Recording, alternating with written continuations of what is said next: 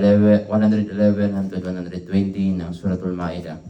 So sa aya 111, igausip yung sa kong monono, ipili ng Allah subhanahu wa ta'ala yung kanan igaidan o yung kanan iatagan ng hikmah, no?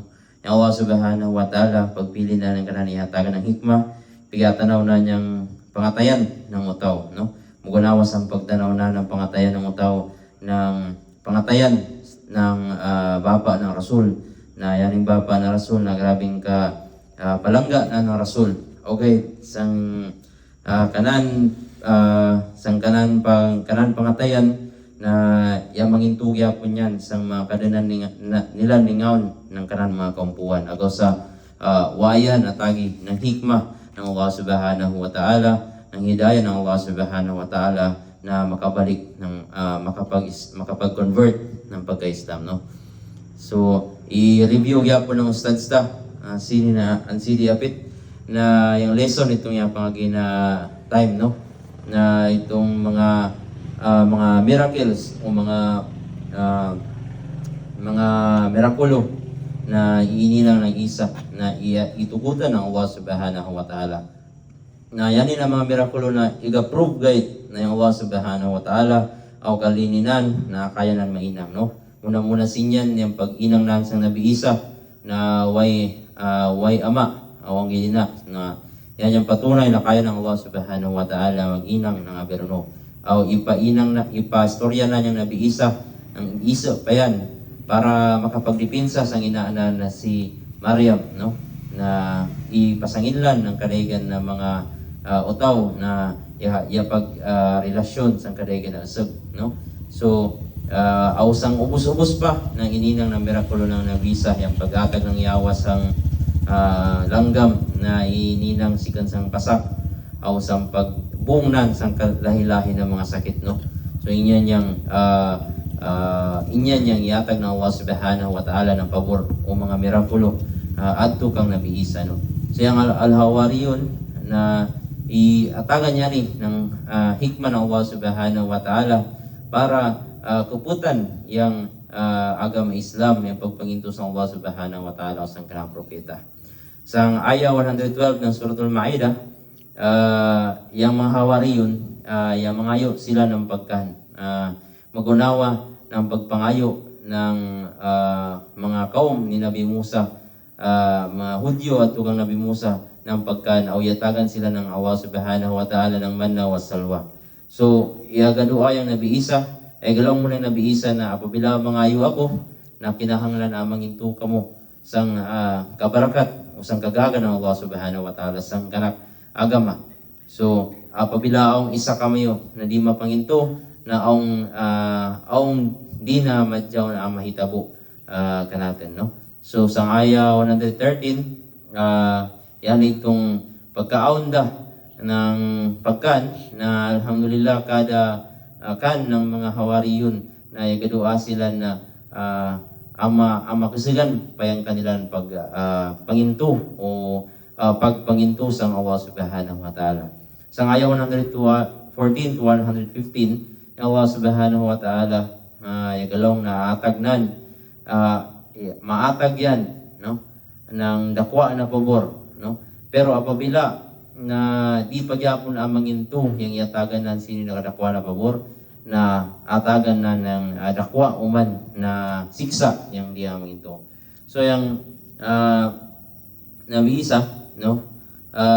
Yung sagaw, yung mga yun sila ng pagkan, yung mga disciple o yung mga apostoles ng Nabi Isa, na yung mga yun sila ng pagkan ganangasa, kay pobre sila, no? Yung Nabi Isa, pobre o yung kanan mga sahaba ng Nabi Isa, no?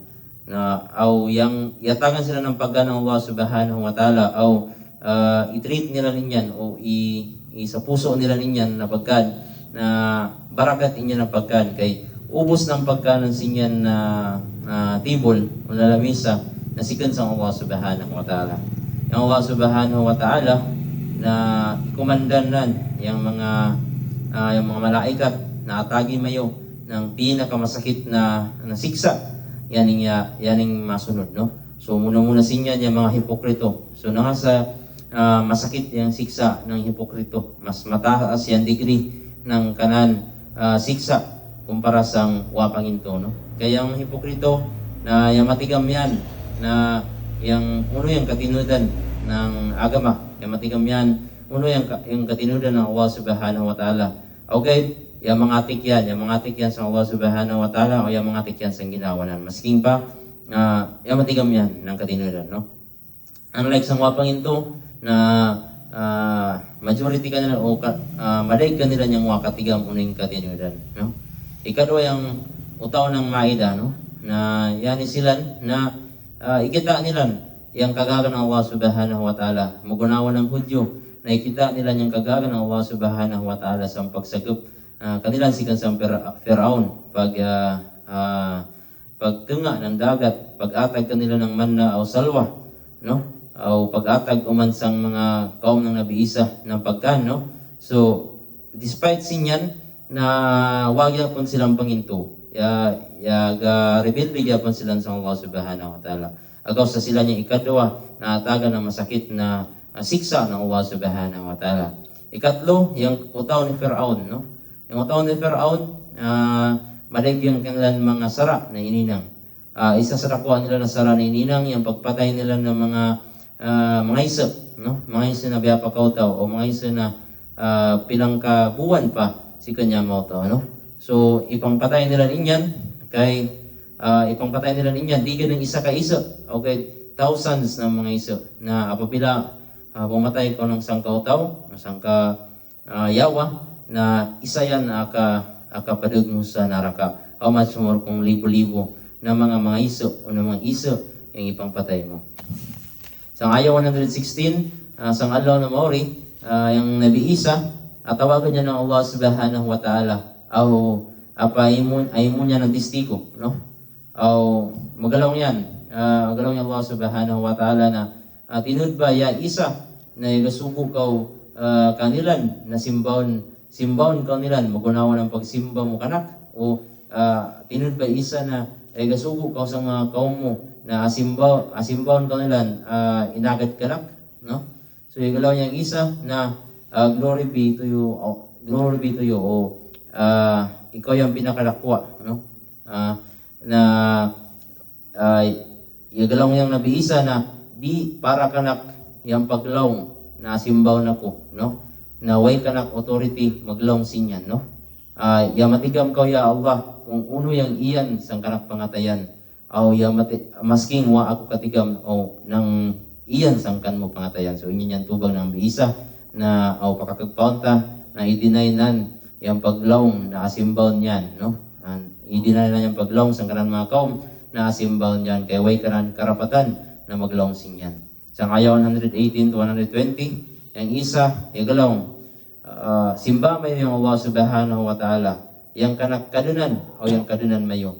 Ako, yung magatistigo ng ininang mayo, mintas iyan pa ako adis sa dunya. So, yung Allah Subhanahu wa Ta'ala, samputika na kamang na niyang Isa adis sa dunya, no? Na yung yagatanaw, dasang kaum ng Nabi Isa, na yung Allah Subhanahu wa Ta'ala.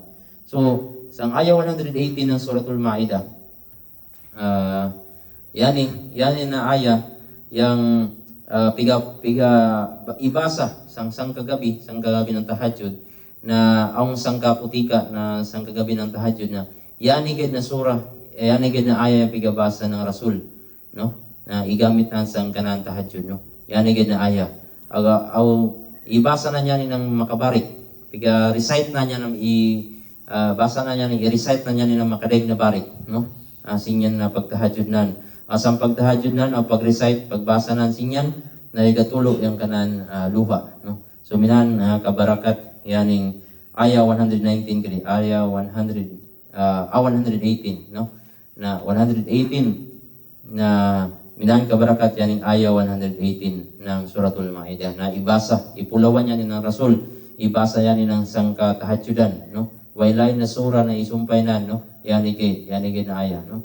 So yung sinin na aya na igalaw na apabila na ya Allah, apabila na siksaon mo silan, way mahimo nilan kay sila niyang kanmo uripon, no? Apabila ampunon mo silan na ikaw yung verily ikaw yung pinakamataas o ikaw yung matigam ng ubos, no? All wise, no? So isa yan na kinahanglan tatuunan kung ano yung meaning sini na aya, no? O kinahanglan tagadamon ano yung meaning sini na aya. Kay sang long panang sa na ipulawan niya ng Rasul sallallahu alaihi wasallam. Ibasa na niya sang kanang tibok tahajjud wailay na sura ni sumpay na, no? So sang simba, no? Sang pagsimba ta sang Allah subhanahu wa ta'ala, sang pag-ibada ta sang Allah subhanahu wa ta'ala, sang pag-ibada sang karigan pa sang Allah subhanahu wa ta'ala, shirt dayan yang tawag san. How much more kung asimbaw mo pa yang propeta ng Allah subhanahu wa ta'ala. So yung Nabi Isa, i-reject na niya yung pag-inang ng shirt, no? O i-affirm nan o pakatinudan nan yung kasambok ng Allah subhanahu wa ta'ala. Si Ibn Abbas ang sang kahadith na yung Rasul sallallahu alaihi wasallam yaga indog o yaatag ng speech o kamo na mga kautawan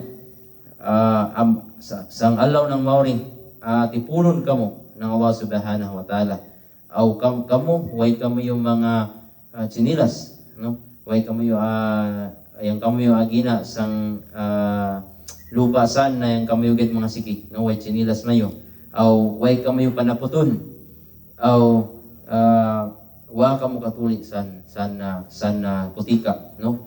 Na yung Aisha yagalong among kaulaw pa kami sang matagisa o mga pag-unawa namin ya Allah.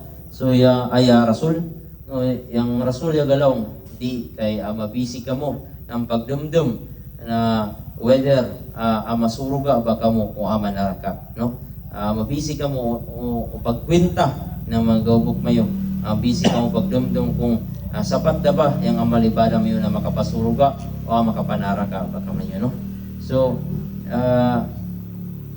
yung pinakauna sa nila putika, yung pinakauna na atagan ng dagom silid ng Allah subhanahu wa ta'ala, atagan na ng dagom para mag-ilis, no? Yung Nabi Muhammad sallallahu alaihi wasallam. Ikadwa sinyan yung Nabi Ibrahim, no? Aw sunod-sunod na nakadaygan mga propeta, no? So sang kadaygan sa mga umat ng Nabi Muhammad sallallahu alaihi wasallam na abununan sa naraka, no? Ang makita nan yung mga malaikat na pangdami sila sa naraka, no? Aw magalaw yung Rasul ng ayaw mayo pagbunuan yan kay umat ko yan, no? Aw yagalaw yung malaikat wakaw katigam ya Rasulullah kung ano yung ininang nila, kung ano yung iimbento nila, makabus na wala ka sa dunya, no?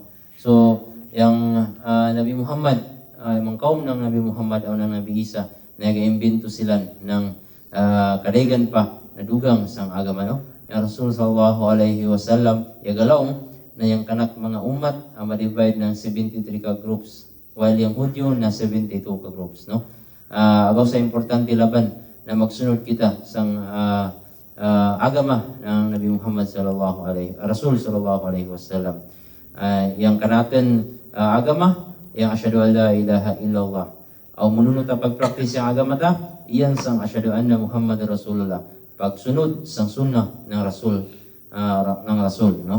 So yang manuno mag-inang yang Rasul ng kanan pamaagi, manuno batya o manuno uning pigainang ng Rasul, makabus magsambaya, mag-astaghfirullah ba bago kuman, o bismillah ba bago magpatulog na maglaong ba ng bismillah tawakkatu wa la hawla wa la quwwata illa billahil aliyyil azim. Ang uno-uno pa ng mga sunnah ng Rasul sallallahu alaihi wasallam. Kaya pabila magpalabi-labi kaw bilang kaw sang grupo na yaga-imbento ng lahipa sang agama ng Allah subhanahu wa ta'ala. So inyong gadyang yung ma-discuss ng kanatin Ustaz Zalun. Assalamualaikum warahmatullahi ta'ala. Waalaikumsalam warahmatullahi wabarakatuh.